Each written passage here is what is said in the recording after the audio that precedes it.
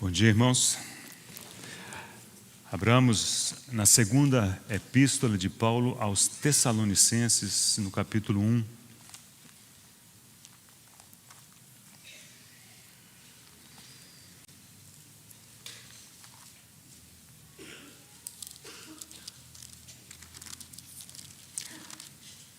Segunda Tessalonicenses, capítulo 1.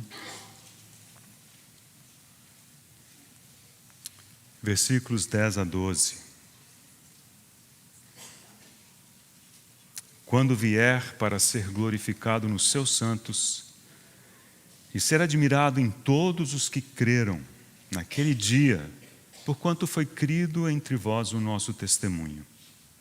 Por isso também não cessamos de orar por vós, para que o nosso Deus vos torne dignos da sua vocação e cumpra com poder todo o propósito de bondade e obra de fé, a fim de que o nome de nosso Senhor Jesus seja glorificado em vós e vós nele, segundo a graça do nosso Deus e do Senhor Jesus Cristo. Senhor, esse é o nosso desejo, nossa oração nesta manhã, que o Senhor seja glorificado aqui entre nós e em nós. Senhor, pelo Teu Espírito, nós encomendamos esse tempo em Tuas boas mãos, pedindo a Tua ajuda, a Tua direção, o Teu falar, a Tua condução. Reconhecemos que o Senhor é o único, digno de realizar todas essas coisas. E por isso nós depositamos nosso pedido a Teus pés. Em nome do Senhor oramos. Amém. Temos considerado então esse assunto de Cristo sendo formado em nós. E me parece que a ênfase até agora tem sido mais ou menos a formação de Cristo no indivíduo, em cada um de nós, porque isso precisa acontecer. Mas o que eu gostaria de fazer nesse último bloco, esse último tempo com os irmãos, é considerarmos o aspecto coletivo, porque o Senhor, a sua imagem, o seu caráter, a sua pessoa, as suas virtudes, elas devem ser formadas não somente nos indivíduos, mas principalmente na igreja, no seu corpo, que é a plenitude daquele que a tudo enche em todas as coisas. Então nós vamos gastar tempo olhando para esse aspecto coletivo hoje de manhã.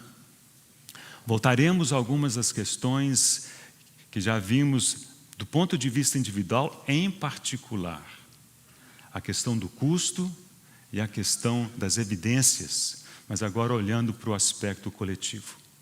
Então esse é o desejo que tenho no coração para com os irmãos nesta manhã. Antes de entrarmos então nesses aspectos, por exemplo, o aspecto do custo, vamos estabelecer um vínculo, que eu sei que os irmãos conhecem, mas devemos fazê-lo mais uma vez. Vamos juntos ao livro de Gênesis. Vamos lembrar de alguns aspectos da criação do homem.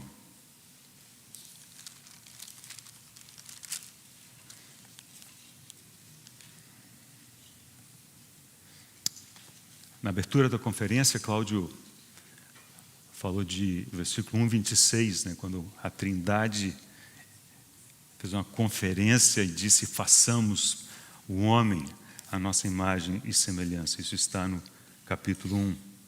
Agora nós vamos ver a decisão de Deus fazer a mulher. Está detalhado de forma diferente, claro, capítulo 1 e capítulo 2 o capítulo 2 detalha alguns aspectos do capítulo 1. E começamos a leitura no versículo 18 do capítulo 2 de Gênesis. Gênesis 2, 18. Disse mais o Senhor Deus: não é bom que o homem esteja só. Não é bom. No capítulo 1, por 6 vezes, temos Deus dizendo: é bom. Ele viu e era bom. E uma vez era muito bom. Então, juntos 7 expressões, digamos, positivas de Deus.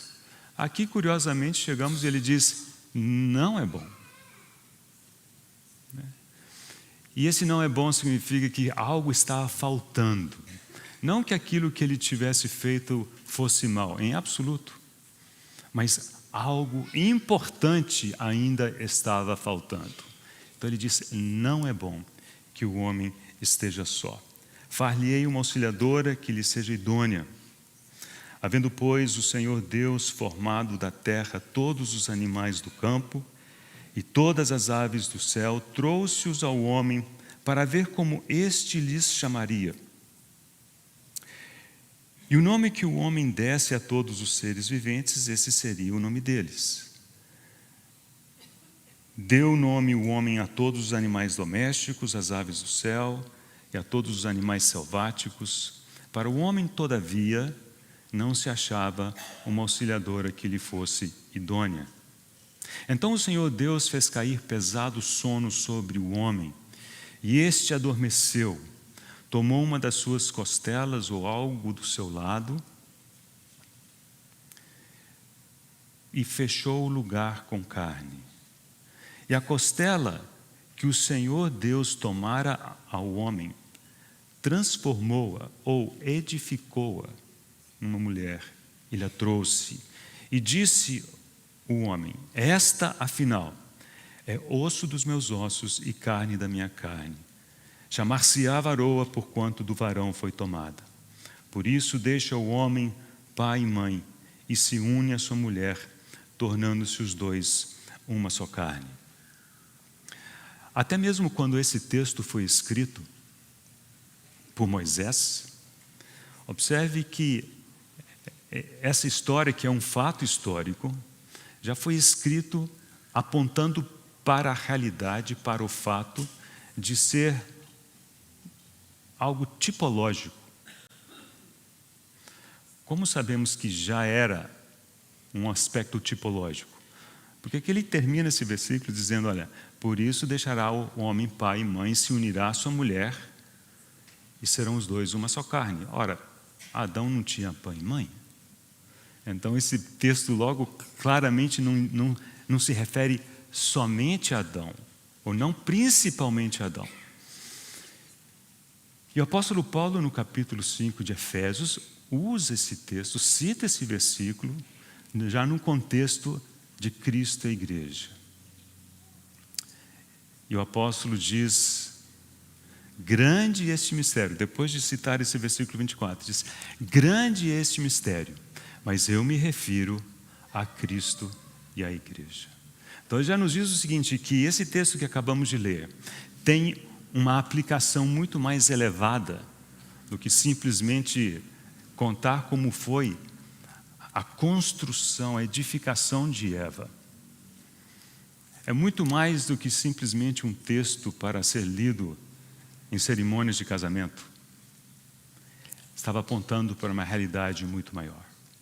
Lembremos também que na Bíblia mistério não é alguma coisa nebulosa, que vai sempre deixar as pessoas em dúvida. Ao contrário, mistério é algo que Deus deseja revelar, mas que a menos que Ele revele, aquilo permanece oculto, permanece em silêncio para nós, permanece um mistério. Mas graças ao Senhor, que ao longo do Novo Testamento, esse mistério de Cristo e a igreja foi revelado. E aqui vemos alguns paralelos importantes. Quando Deus foi formar Eva, edificar Eva, Ele fez Adão cair em profundo sono. Isso nos lembra da morte do Senhor Jesus Cristo. Depois diz que tirou alguma coisa que aqui aparece como costela. Dizem alguns eruditos do hebraico que, a bem da verdade, é algo do lado. Tirou material do lado, fechou o lugar com carne e desse material ele edificou Eva. Sob esse aspecto, irmãos, Eva era 100% Adão. O texto não diz que Eva foi feita de algo que saiu do lado de Adão, mais alguma coisa. Era somente do material que havia saído de Adão. Semelhantemente, irmãos, a igreja, nesse aspecto, Cristo é o seu corpo. Quando a gente olha e fala assim, não, mas a igreja está tão assim, assado, e às vezes esses adjetivos não são bons, essa palavra igreja não está muito certa, né? O que nós queremos dizer assim, que uma assembleia, ou a condição, né, geral de pessoas, irmãs em Cristo, não é boa. Porque a igreja, no seu sentido mais puro, é somente Cristo. E Ele é absolutamente perfeito. Mas é claro que precisa haver uma edificação, e vemos isso aqui nesse texto. Que o Senhor Deus tomou aquele material e Ele edificou uma mulher para Adão. Isso ocorreu logo depois daquele evento em que Adão teve que dar o nome a todos os animais. Deus fez passar os animais diante de Adão e este precisava lhe dar o nome. E a gente imagina que ele foi observando, dando nome, né? E talvez observando algo muito simples, né? Assim, não havia nada que correspondesse a ele, dentre todos os animais que passaram diante dele. Por isso, quando finalmente Deus traz a mulher, ou levou Eva até ele, temos essa expressão, esta afinal é osso dos meus ossos e carne da minha carne. Esse afinal mostra quase que um alívio, o atendimento de uma expectativa.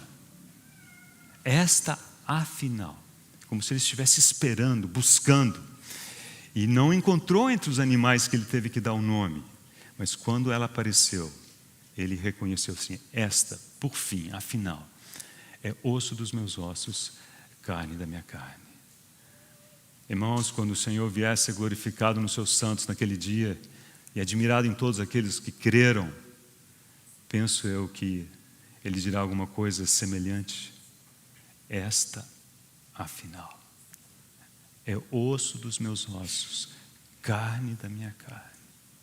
É nesse processo que nos encontramos. Deixe-me dar duas citações com respeito a esse far-lhe-ei uma auxiliadora que lhe seja idônea. A primeira é do aquele erudito do hebraico. Né? Ele fornece a seguinte frase para essa expressão. Ele diz, uma auxiliadora à sua semelhança, ou seja, uma mulher para ajudar que, tão logo a visse, ele pudesse reconhecer a si mesmo. Olha como que ele traduz esse idônea. É uma característica tal que quando ele a visse, ele pudesse se reconhecer a si mesmo.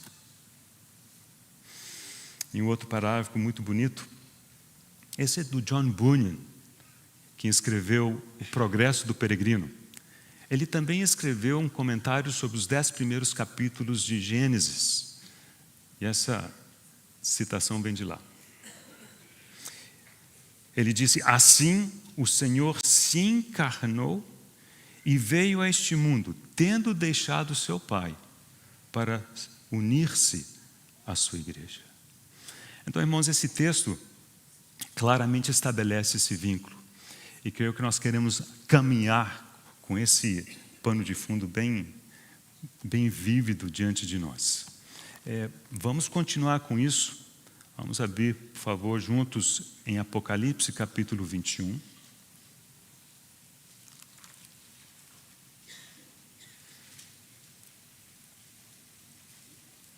Apocalipse, capítulo 21. Versículo 1. Apocalipse 21, 1.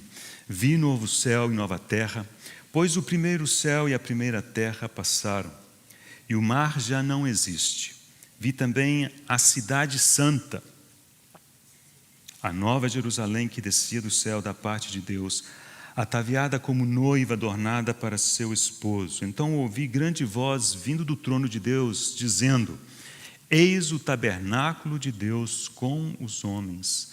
Deus habitará com eles, e eles serão povos de Deus, e Deus mesmo estará com eles.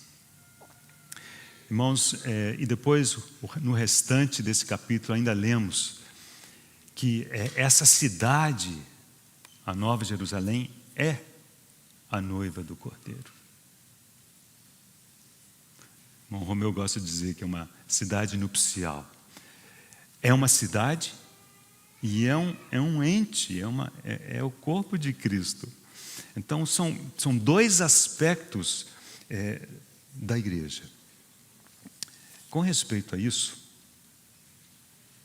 e claro, nesse ponto da história ela está pronta, né? Já está ataviada para sua esposa, adornada como noiva. Mas isso é o resultado de um processo. E temos uma dica desse processo.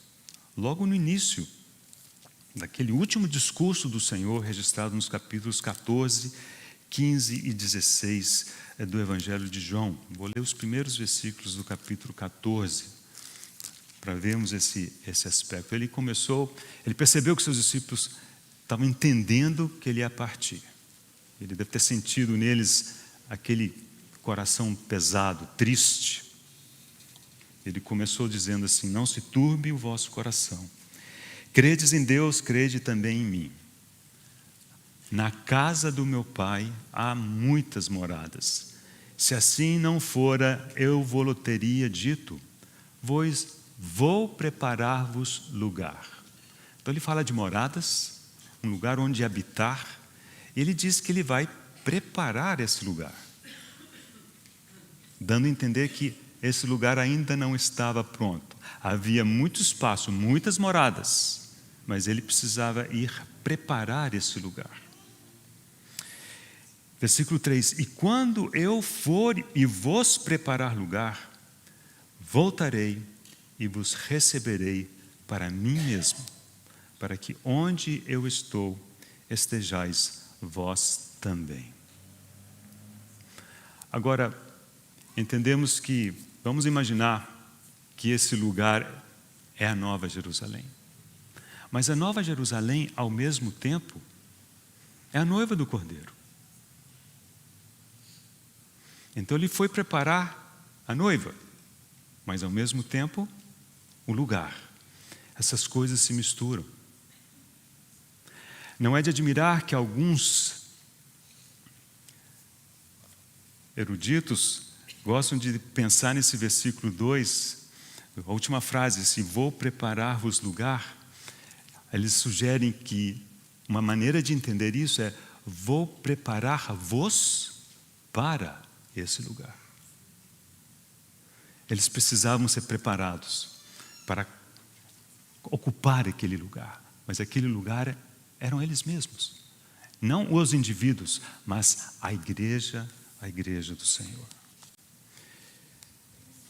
Salmos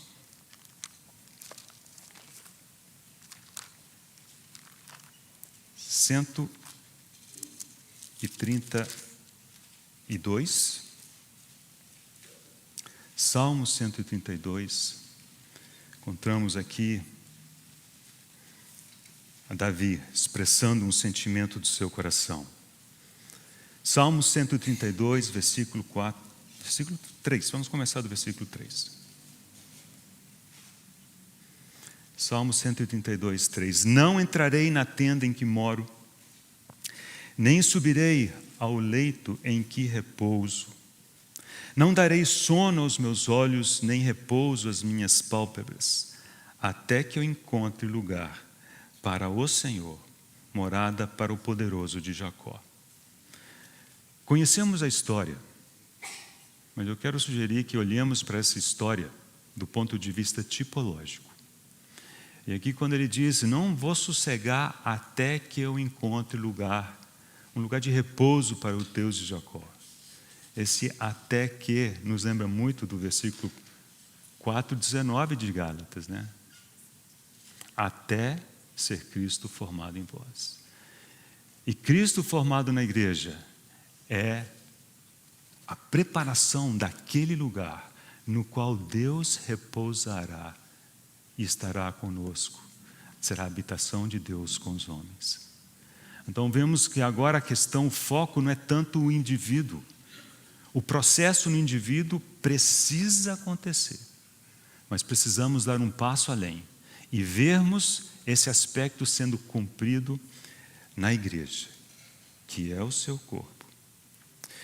Quero utilizar o capítulo 24 de Gênesis como ilustração para esse aspecto. Eu creio que ele nos ajuda a entender alguns princípios. Convido os irmãos para abrirmos juntos então em Gênesis capítulo 24. Com respeito a esse capítulo, o irmão McIntosh faz umas observações, me parece que são de ajuda. Uma delas diz assim: olha, o capítulo 24 ele precisa ser considerado à luz dos 2 capítulos anteriores, capítulo 22, capítulo 23, do ponto inclusive de vista tipológico. O que ocorreu no capítulo 22? O oferecimento de Isaac no Monte Moriá. Isso imediatamente nos lembra do verdadeiro Isaac, do Cordeiro de Deus que foi oferecido sobre esse mesmo monte que nós chamamos o Monte do Calvário, o Monte Moriá. Então, o capítulo 22 aponta para a morte do Senhor. O capítulo 23 é a morte de Sara. O irmão McIntosh diz que isso tipologicamente representa o afastamento de Israel por um período de tempo, como consequência de Israel ter rejeitado o seu Messias. E a partir desse momento que encontramos na história de Atos é o Pentecostes, o nascimento da igreja. E aí ele relaciona isso ao capítulo 24. Deixa eu ler um parágrafo do McIntosh sobre esse assunto. Alguns podem questionar se deveríamos entender essa porção, e ele está falando do capítulo 24, se essa porção tão interessante das Escrituras como um tipo do chamado para fora da igreja por parte do Espírito Santo. Pessoalmente, sinto-me mais feliz considerando assim, um tipo dessa gloriosa obra. Não devemos imaginar que o Espírito de Deus ocupasse um capítulo extraordinariamente longo, dedicado ao mero detalhe de um pacto familiar, não fosse esse pacto típico ou ilustrativo de alguma grandiosa verdade. Então, eu concordo com ele. Esse capítulo 24 está carregado de sombras, de tipos, de uma realidade muito superior. Ele nos foi deixado para nossa instrução. Então vamos ler alguns versículos desse capítulo 24 de Gênesis. Acompanhe ali, vou mencionando os versículos que leremos. Começando do versículo 1. Era Abraão já idoso, bem avançado em anos, e o Senhor em tudo o havia abençoado. Disse Abraão ao seu mais antigo servo da casa, Eliezer. Mas como esse capítulo tem uma razão espiritual para isso, não menciona o nome dele, eu vou me referir a ele como o servo, que é assim que o texto o faz. E a respeito desse servo diz que governava tudo o que possuía. E com o passar do capítulo, logo percebemos nessa comparação, nesse aspecto tipológico, que o servo de Abraão é um tipo do Espírito Santo, que foi buscar uma noiva para Isaac, filho de Abraão. E aqui essa frase é muito importante, que diz que ele governava tudo que Abraão possuía. Assim também o Espírito Santo se me permitem a palavra, é o agente que governa, na atual dispensação, todas as coisas. Tudo que diz respeito, né, à igreja de Deus, ao mover de Deus. É o Espírito quem executa essas coisas.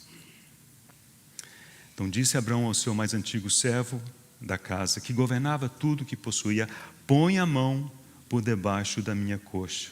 E aí o fez jurar que ele não tomaria noiva para seu filho, a não ser da sua casa, da sua parentela.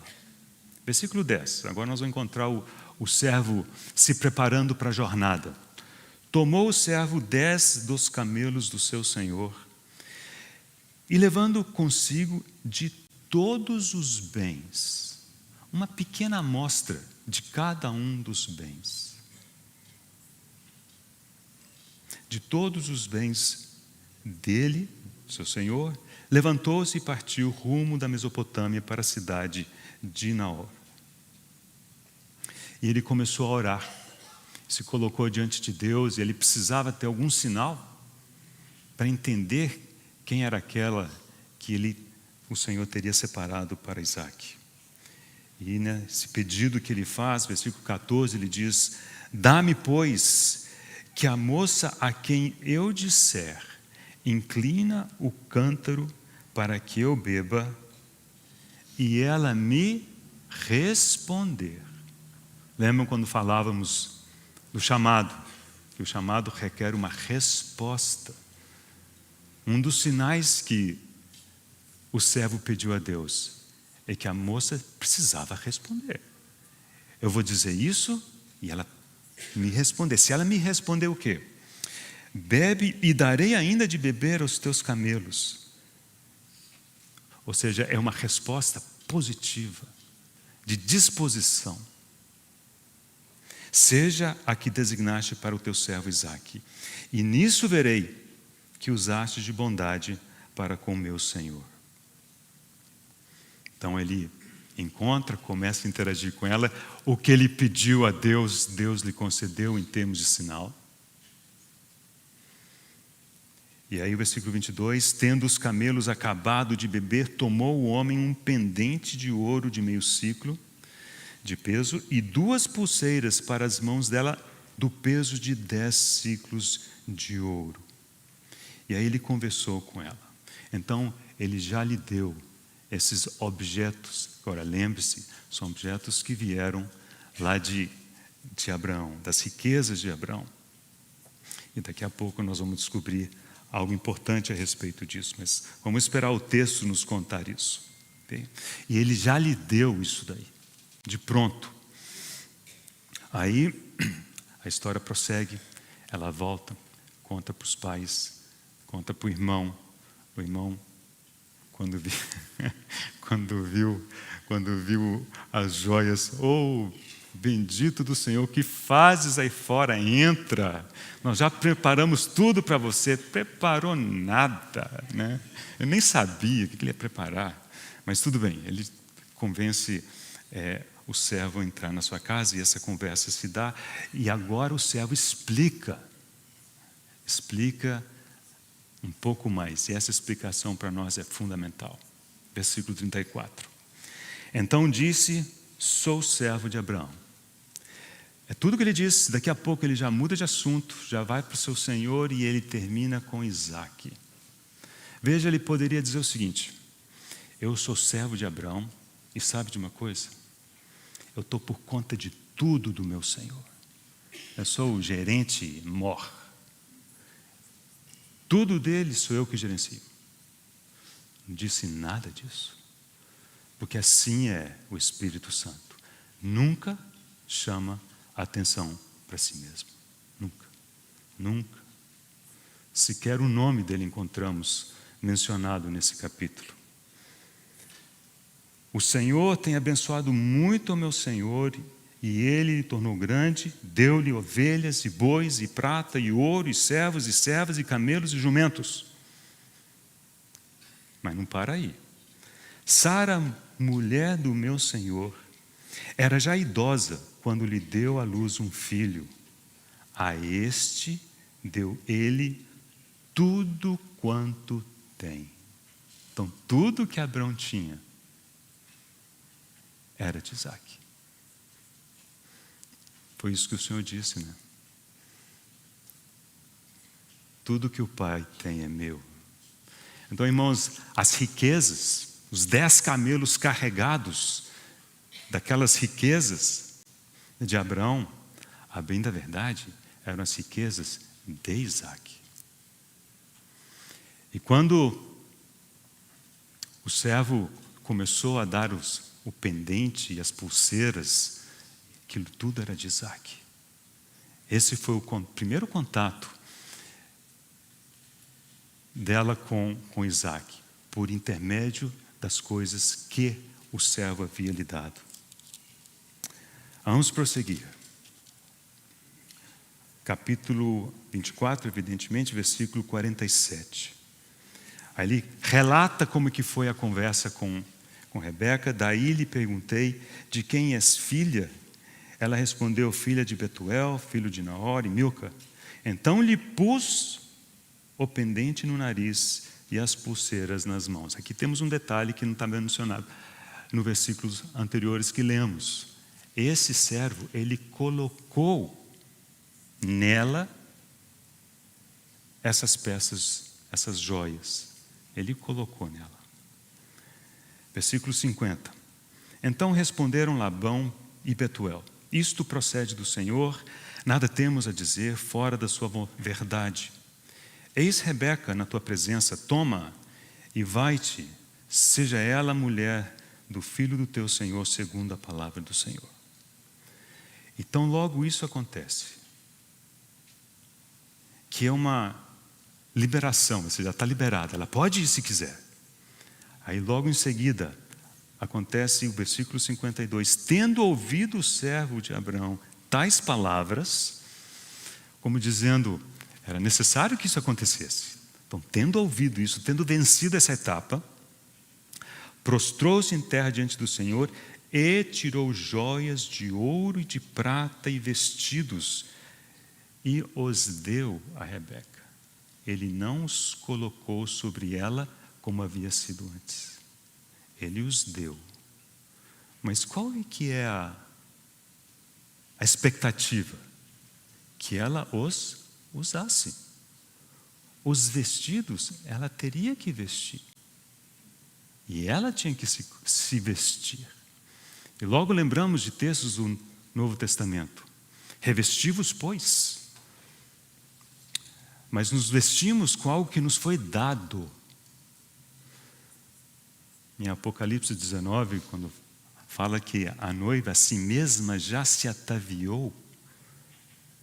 Olha que expressão, a si mesma já se ataviou. Ela se vestiu, ela se preparou com as coisas que lhe foram dadas.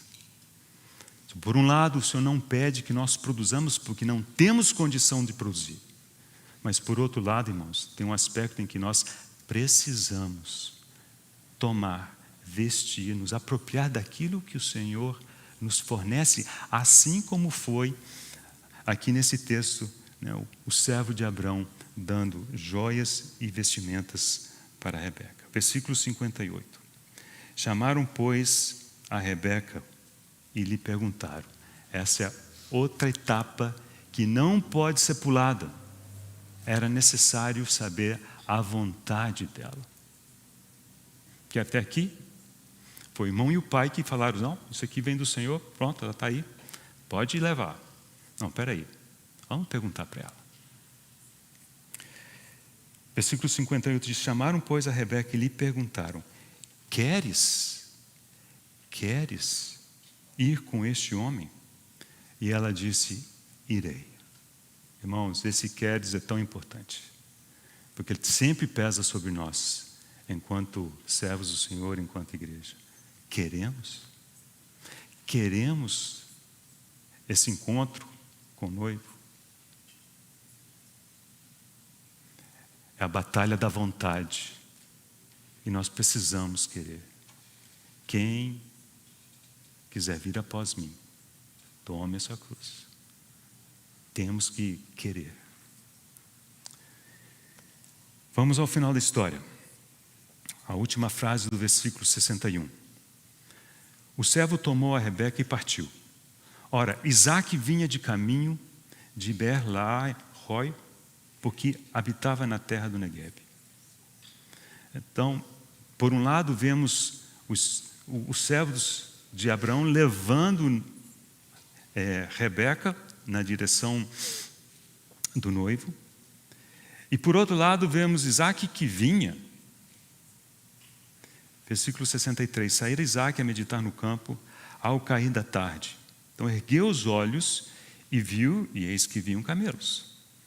Também Rebeca levantou os olhos e vendo Isaque, apeou do camelo e perguntou ao servo: quem é aquele homem que vem pelo campo ao nosso encontro?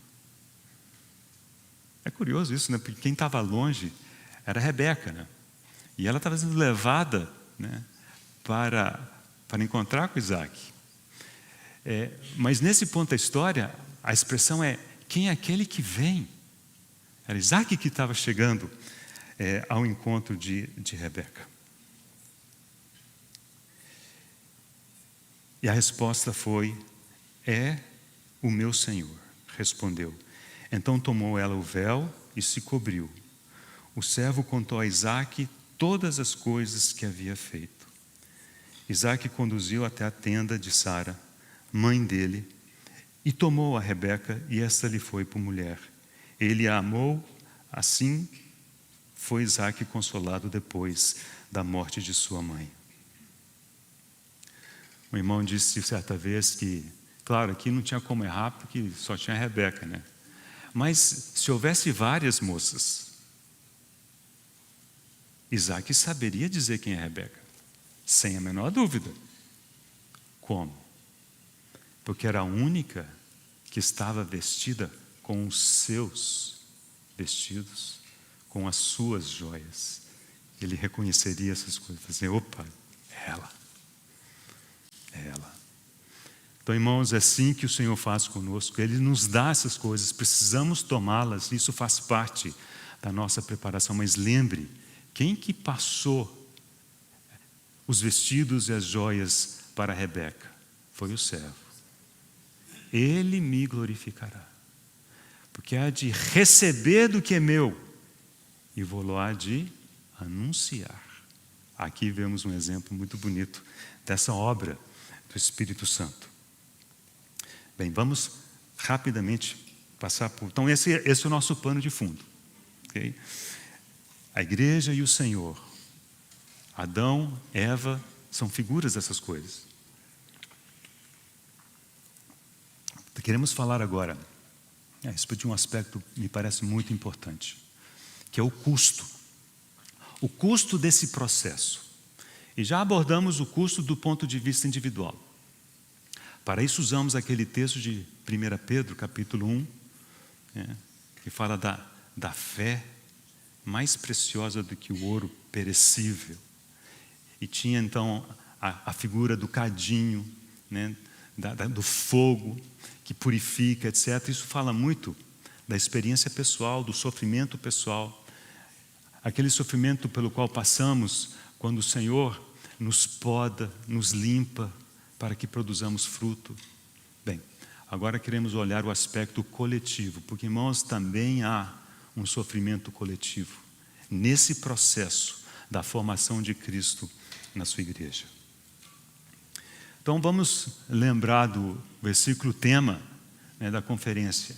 Meus filhos, por quem de novo sofro dores de parto, até ser Cristo formado em vós. Onde que vemos dores de parto nisso? Vamos começar pelo começo. Gênesis capítulo 3.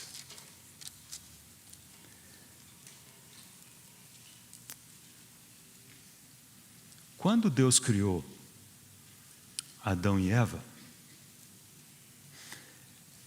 claro, para nós é difícil imaginar isso, porque nossa realidade, nós estamos no meio da história, né? Mas eles são o começo. Ele os criou adultos. Eles nunca foram neném. Aliás, Alguém diz o seguinte: quando ele estiver no céu, não vai ser difícil reconhecer Adão. E o mesmo vale para Eva. Sabe por quê? Porque eles não têm umbigo. Mas esse argumento não serve, porque nós seremos revestidos de glória e ninguém vai ver o umbigo de ninguém, né? Então fica tranquilo, ninguém vai ver seu umbigo. Mas apesar deles terem sido criados adultos, e claro, o Senhor disse: sede frutíferos, multiplicai-vos. Então eles eram adultos, mas eles não foram criados maduros. Eles precisariam amadurecer. Eles precisariam ter o caráter de Deus formado neles. E foi para isso que Deus os plantou no jardim que Deus havia plantado, e deu ordem ao homem para o cultivar e o guardar. E nesse processo, na execução dessa responsabilidade, ele precisaria aprender a governar sob a autoridade de Deus. Porque Deus disse: tenha ele domínio sobre todas as coisas e sobre toda a criação. Então ele precisaria aprender isso de Deus, depender de Deus, etc, etc, etc. A pergunta é se esse aprendizado seria penoso. E penso eu que haveria algum tipo de preço, de sofrimento a ser pago, porque tudo que a gente aprende custa um pouco. E todo custo, né? Desde como que aprendemos a escrever? Ninguém nasceu aprendendo a escrever. A gente passa anos treinando, que dificuldade, aquela história, e a letra fica feia, aí depois fica bonita, depois de passar 30, 40 anos, nem a gente reconhece a letra que a gente consegue, ficou feia de novo. Então tudo isso é difícil e vai... Bom, mas seguramente era muito mais fácil antes da queda do que depois da queda. E é isso que nós vemos na palavra que Deus deu tanto para Eva quanto para Adão. Então, veja o capítulo 3, versículo 16. Então, o homem e a mulher tinham um pecado. E a mulher disse: multiplicarei sobremodo os sofrimentos da tua gravidez. E em meio de dores darás à luz filhos, e o teu desejo será para o teu marido, e ele te governará. Multiplicarei sobremodo os sofrimentos. Irmãos, se não houvesse sofrimento, se fosse zero sofrimento, você podia multiplicar pelo número que você quisesse, que o resultado ainda seria zero. Essa matemática acho que todo mundo mais ou menos conhece. Se é possível multiplicar, é porque alguma coisinha havia. Algum tipo de sofrimento fazia parte, né, desse processo.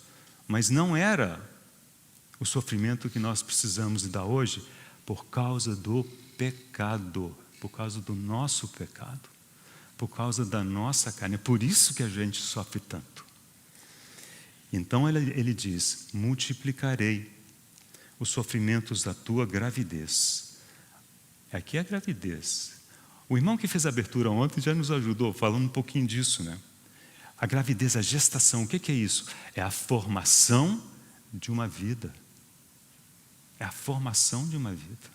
E aqui diz assim: essa formação vai te custar muito mais agora. Multiplicarei sobremodo os sofrimentos, as dores da tua gravidez. E também em dores darás à luz filhos. E Paulo, no capítulo 4, versículo 19 de Gálatas, ele faz referência a isso. E ele diz: eu sofro essas dores de parto por vós. Observe que é diferente do custo ao qual nos mencionamos na outra mensagem, que era o custo individual. Cada um sofrendo por conta própria. Por conta própria, eu quero dizer assim, pelo custo que é Cristo ser formado em cada um de nós. Mas agora descobrimos o seguinte: Cristo também tem que ser formado na igreja. Isso também tem um custo. E quem sofre são alguns pelos outros. No caso, Paulo pelos Gálatas. Vamos continuar, porque não foi só para Eva que Deus deu uma palavra. No versículo 17, a palavra de Deus é para Adão. E Adão disse: visto que atendestes à voz da tua mulher e comeste da árvore que eu te ordenara não comesses, maldita é a terra por tua causa. Agora, essa expressão eu preciso que você lembre. Em fadigas obterás dela o sustento durante os dias da tua vida. Ao longo da tua vida, você vai precisar caminhar, viver, sustentar a família. Isso não te será fácil. Você vai fazer, mas vai fazer em meio a fadigas, cansaço.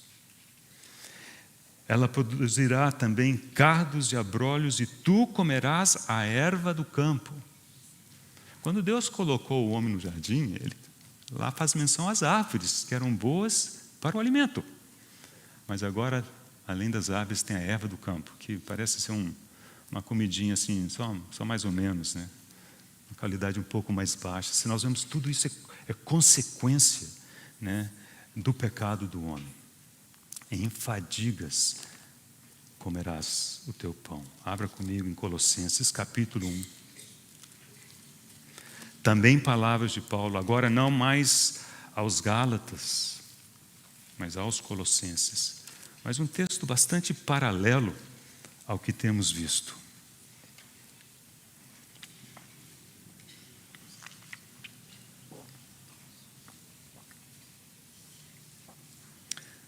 Capítulo 1 de Colossenses.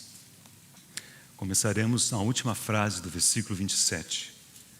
Colossenses capítulo 1, a última frase do versículo 27. Cristo em vós, a esperança da glória, o qual nós anunciamos, advertindo a todo homem, ensinando a todo homem em toda sabedoria, a fim de que apresentemos todo homem perfeito em Cristo, completo em Cristo, com Cristo formado nele. Agora, como que continua o texto? Para isso é que eu também me afadigo. Isso me custa fadigas. Então Paulo tanto viveu as dores de parto prometidas a Eva, como a fadiga prometida a Adão. Tudo em função da queda. Irmãos, é isso que nos custa. Por que a gente se cansa? Por que é tanta dor? Por que é tão difícil? Alguém mencionou ao longo da semana, assim, podia ser mais fácil, né? Bom, poderia, né? Se a gente não tivesse caído, mas estamos numa condição em que o homem caiu. Então, portamos em nós o testemunho de uma raça caída. Graças ao Senhor pela sua redenção. Mas, irmãos, algumas consequências estão conosco. Mas o fato é que nós podemos e devemos, e não há outra forma, de sofrer e de nos afadigarmos, para que Cristo seja formado nos demais, nos nossos irmãos e nas nossas irmãs. Mencionando rapidamente a questão das dores de parto, outros momentos em que encontramos essa menção em português. Eu vou ler Apocalipse capítulo 12.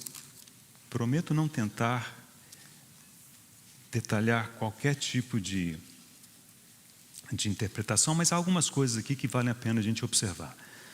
Apocalipse capítulo 12, os primeiros 5 versículos. Apocalipse 12, 1. Viu-se grande sinal no céu, a saber, uma mulher vestida do sol, com a lua debaixo dos pés, uma coroa de 12 estrelas na cabeça. Achando-se grávida, grita com as dores de parto, sofrendo tormentos para dar à luz. Como isso nos lembra da palavra de Deus para Eva. Então ela está nesse processo de gestação, de parto. Viu-se também outro sinal no céu, e eis um dragão grande, vermelho, com 7 cabeças, 10 chifres, e nas cabeças 7 diademas. A sua cauda arrastava a terça parte das estrelas do céu, as quais lançou para a terra, e o dragão se deteve em frente da mulher, que estava para dar à luz, a fim de lhe devorar o filho quando nascesse. Nasceu-lhe, pois, o filho varão, que há de reger todas as nações com cetro de ferro, e o seu filho foi arrebatado para Deus até o seu trono. Vemos aqui entidades, e claramente são todas entidades espirituais. A mulher, o filho, o dragão, são entidades espirituais. E há uma batalha entre essas duas entidades, o dragão e a mulher, e o filho varão que está dentro da mulher. A mulher, ela por si mesma já está sofrendo. Não por causa do dragão, mas ela está sofrendo em dores de parto. Algum processo está chegando à conclusão, e esse processo é bastante penoso. E sabemos que o nascimento desse filho varão é algo que ocorre ao final da história. Logo depois disso, né, é disparada a tribulação. Então é um processo de dores de parto que há de se intensificar à medida que nos aproximamos daquele dia. Ainda mais um texto também que fala do final dos tempos. Paulo, escrevendo aos Tessalonicenses, capítulo 5, ele faz menção às dores de parto. Diz, olha, quando estiverem dizendo paz e segurança, então lhes sobrevirá repentina destruição, como sobrevêm as dores de parto a quem está para dar à luz, e de modo nenhum escaparão. Então vemos que dores de parto estão muito relacionadas, não somente à formação de Cristo na igreja, como algo que aponta para o final da história. Então, quanto mais sentimos, o aumento na frequência das contrações, da intensidade das contrações, sabemos que está próximo àquele dia. Então, irmãos, precisamos vigiar e precisamos estar atentos e não recuarmos dos sofrimentos e das fadigas, porque isso é necessário para que Cristo seja formado em nós. Vamos mencionar rapidamente também a questão dos frutos. Eu vou voltar ao Salmo 92, convidar os irmãos. Vou apenas fazer uma menção rápida a um versículo que pulamos. Eu prometi que voltaria a esse versículo, vamos voltar a ele. O versículo 13, leremos também o versículo 12. Salmo 92, 12. O justo florescerá como a palmeira, crescerá como o cedro no Líbano. Versículo 13. Plantados na casa do Senhor, florescerão nos átrios do nosso Deus. Veja que a figura aqui é de uma palmeira, ou de palmeiras, mas não no meio do deserto, isoladas, solitárias, quiçá formando um pequeno oásis. São palmeiras nos átrios do nosso Deus. E mais, elas não nascem naturalmente ali. Plantados, versículo 13 diz, plantados na casa do Senhor. Então encontramos a palmeira no contexto da casa do Senhor. E é nesse contexto que ela deve florescer. E diz que florescerão nos átrios do nosso Deus. Os átrios, no contexto do tabernáculo, era aquela parte mais externa, onde muitos tinham acesso. Não era o santo lugar, nem era o santíssimo lugar, onde cada vez tinha menos pessoas, O lugar da palmeira produzir frutos é onde estão as pessoas. Sim, seguramente há fruto em lugares escondidos e precisa haver fruto em lugares escondidos, mas aqui o texto chama a atenção que eles florescerão nos átrios do nosso Deus. Como está o nosso florescer nos átrios do nosso Deus? Ou você se esconde atrás? Não. Os meus frutos estão no Santo dos Santos. Irmãos, com as nossas obras nós mostramos a nossa fé. Então esse é um aspecto importante. À medida que nós envelhecemos, à medida que Cristo é formado em nós e na sua igreja, os frutos devem aparecer nos átrios do nosso Deus. Outro texto que consideramos, João capítulo 15, vou tocar num versículo que não mencionei quando olhamos para esse texto, olhamos 15 de 1 a 5, observamos a progressão de fruto, mais fruto, muito fruto, mas ao final desse texto, em que o Senhor fala dos frutos, no versículo 16, João capítulo 15, versículo 16.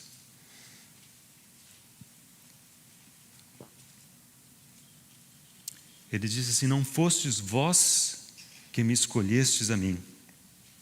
Pelo contrário, eu vos escolhi a vós outros e vos designei para que vades e deis fruto. Irmãos, que coisa impressionante. O Senhor nos designou para isso. Ele disse, é a sua tarefa. Você está designado para essa tarefa. Que tarefa é essa? Dá fruto. Mas não para por aí. E o vosso fruto permaneça. Permaneça.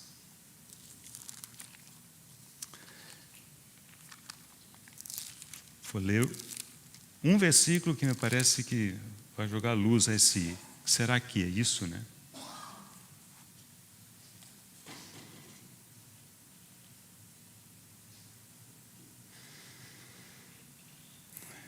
Eu vou ler 1 Coríntios 3,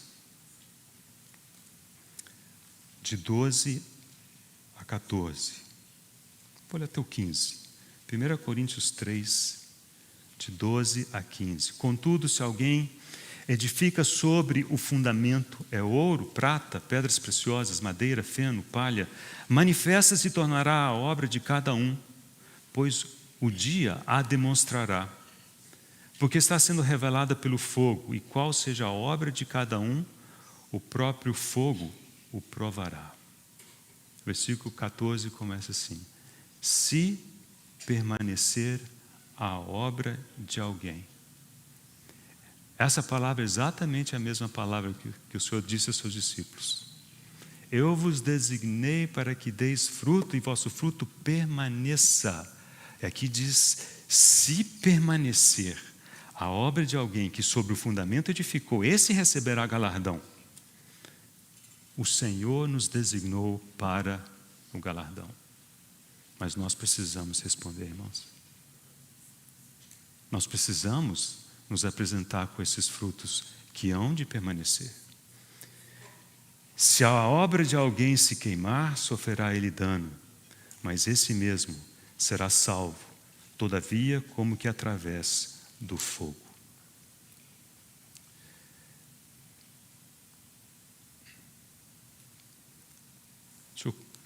Caminhando já para o último bloco de consideração, e eu entendo que é algo importante. Convidar os irmãos para abrir na Epístola aos Efésios, no capítulo 4.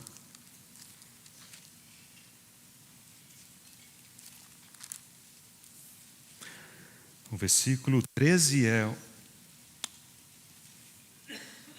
o versículo moto, digamos assim, né? Da obra cristã Maturidade. Mas antes de lermos o 13, deixa eu ler outros 2 versículos como forma de nos preparar para o que eu quero deixar com os irmãos. Versículo 7. Diz: e a graça foi concedida a cada um de nós.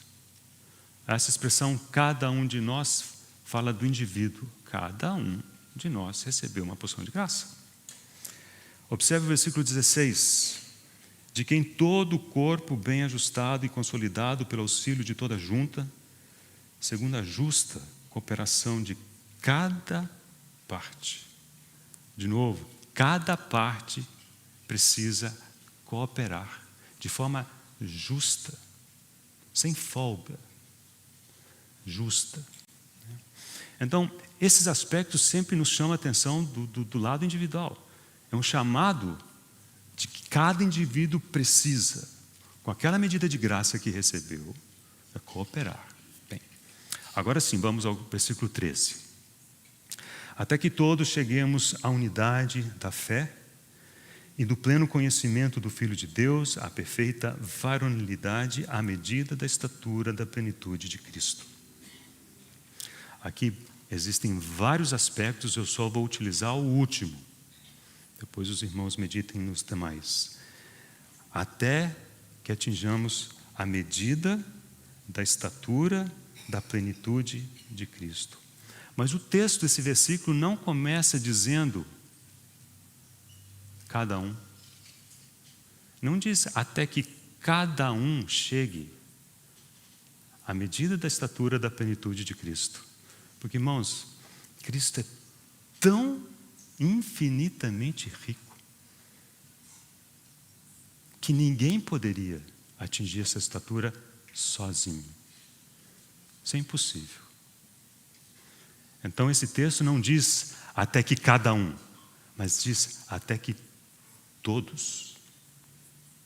Essa é uma questão que precisa ser atendida pelo todos. E esse todos é o mesmo todos de 2 Tessalonicenses. Quando vier a ser contemplado em todos os que creram. Não diz em cada um dos que creram, mas em todos. Porque a igreja é o seu corpo, a plenitude daquele que enche tudo em todas as coisas. É a igreja, é o todos. Parece-me que isso é importante, e eu vou contar um caso, porque eu acho que isso precisa trazer luz. Mas fiquei me pensando se eu conseguir imaginar algum tipo de ilustração. E toda ilustração é só mais ou menos, né? Mas vão exercitar um pouco de misericórdia comigo. Imaginem vocês uma caixa d'água. Uma grande caixa d'água. Você vai marcar um nível ali, fala assim, olha, quando o nível de água chegar aqui, é a sua plenitude. Então, é a medida da estatura da plenitude. Vamos imaginar isso como sendo um indicativo da medida da estatura da plenitude de Cristo. E desde o Éden, cada um dos redimidos vai caindo dentro dessa caixa d'água na forma de gotas. Umas gotas maiores, outras gotas menores, mas essas gotinhas na caixa d'água não faz nem cosquinha. Você não consegue nem medir o tanto que o nível sobe depois de cair uma gota. Mas o Senhor trabalha incansavelmente. E ao longo dos séculos, milhares de milhares de milhares de milhares que nos antecederam. Gotinha aqui, gotinha ali, gotinha aqui, gotinha ali. E essa medida aos poucos vai subindo. Mas, irmãos, é a medida do todo.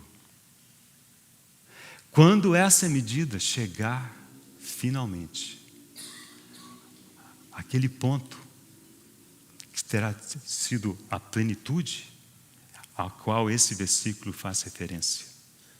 Creio que nesse ponto, o Senhor poderá dizer, esta afinal, é osso dos meus ossos, carne da minha carne, e Ele virá nos buscar. Até que todos cheguemos, não é até que cada um chegue. Claro, há uma medida de Cristo em cada um e ela precisa aumentar.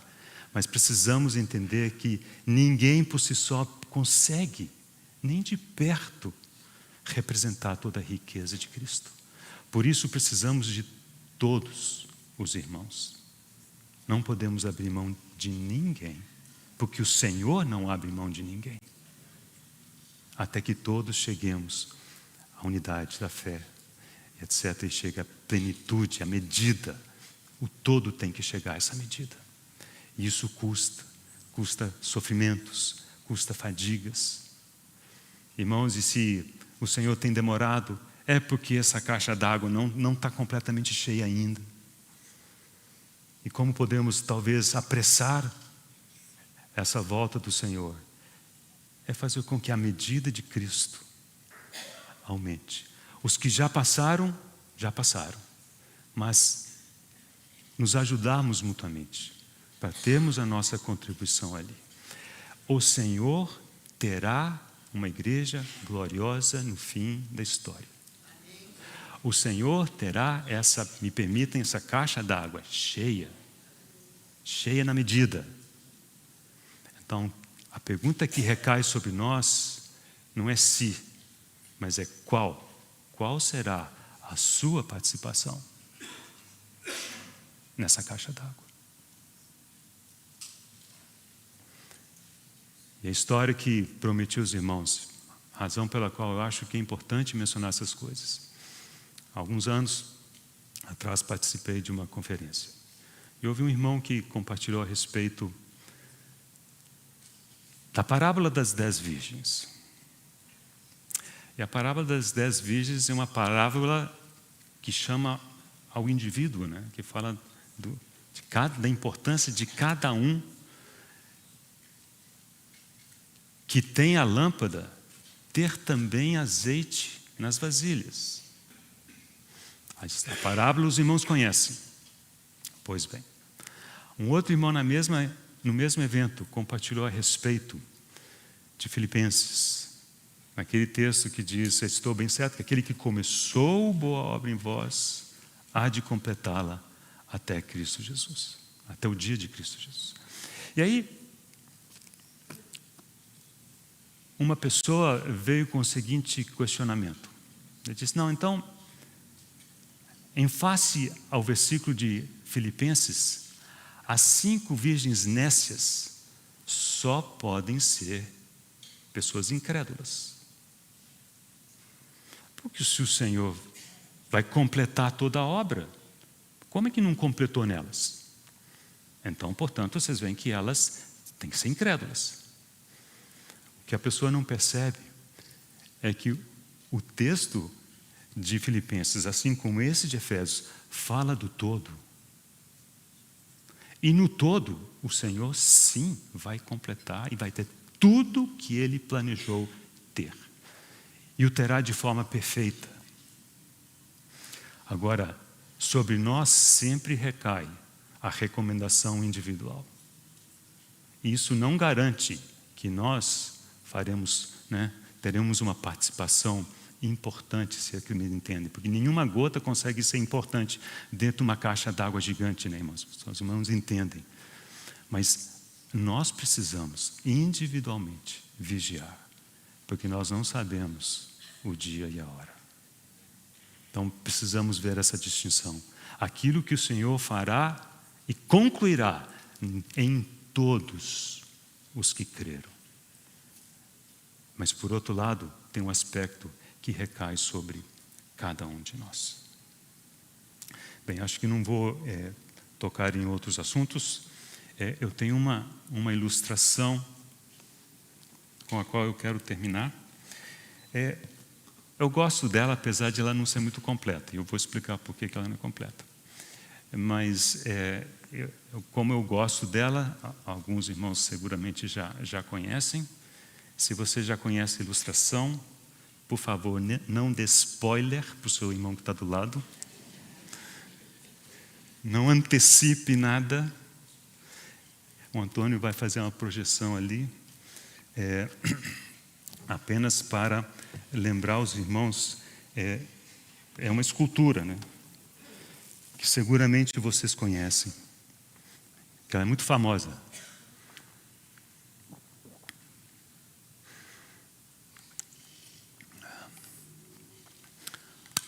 A escultura é o que está à esquerda. E essa imagem, eu gostei dela porque dá uma ideia da escala. Eu conhecia essa escultura, eu achava que era de 1 para 1. Seguramente não é de 1 para 1.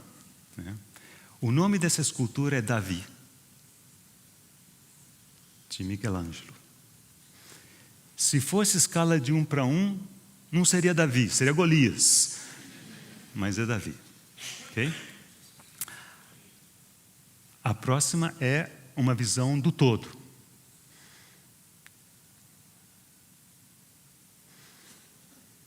Opa, aí. Daí você vê o tamanho dessa estátua.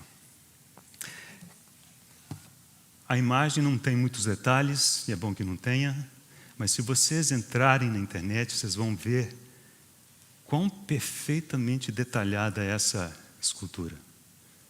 As unhas, as veias nas mãos, é algo impressionante. Conta história, não sei se é folclore, mas não me parece que precisa ser folclore, pode ser uma história verdadeira, que perguntaram para Michelangelo: como foi que você fez essa escultura? Ele disse assim, a resposta foi assim, e é isso que eu quero impressionar os irmãos. Disse, primeiro, eu peguei um bloco de mármore. Segundo, eu tirei tudo que não era Davi. Eu tirei tudo que não era Davi. Depois dele tirar tudo que não era Davi, o que ficou? Ficou Davi. Isso reflete parte da obra do Espírito Santo conosco. Nessa formação da imagem de Cristo em nós. Ele precisa retirar de nós tudo que não é Cristo. Por quê, irmãos? Porque a igreja é Cristo. Não tem nada que não seja Cristo na igreja, assim como não tinha nada em Eva que não era Adão. Mas esse é o lado, digamos, negativo. Porque além de ele retirar aquilo que não é Cristo em nós, e quando digo nós agora, é nós como todos, ele também precisa formar, fazer crescer aquelas características do Senhor Jesus Cristo em nós, que temos em nós às vezes numa medida muito pequena, aquela sementinha, mas Ele quer nos levar a exercitar para que isso cresça. Então tem um lado positivo e o lado negativo, e essa ilustração só trata do lado negativo, mas eu acho que ela nos ajuda a entender por que tantas vezes sofremos com a poda, porque o Senhor precisa tirar, remover de nós e do nosso meio tudo aquilo que não é Cristo. Vamos orar. Senhor, nós bendizemos o Teu nome e Te damos graças pela obra incansável do Senhor ao longo de séculos. E lembramos, Senhor, que naquele dia haverá uma multidão que não se pode contar, adorando e bendizendo o Teu santo nome, dizendo: digno é o Cordeiro que foi morto. Ó Senhor, nós bendizemos o Teu nome nessa manhã. Encoraje-nos, Senhor, a todos a prosseguirmos com os olhos fitos no Senhor. Realiza em nós, em Tua igreja, tudo aquilo que o Senhor tem desejado. Encontre em nós corações abertos, férteis, sujeitos, submissos, responsivos, e glorifica o Teu nome em nós. Oramos em nome de Jesus. Amém.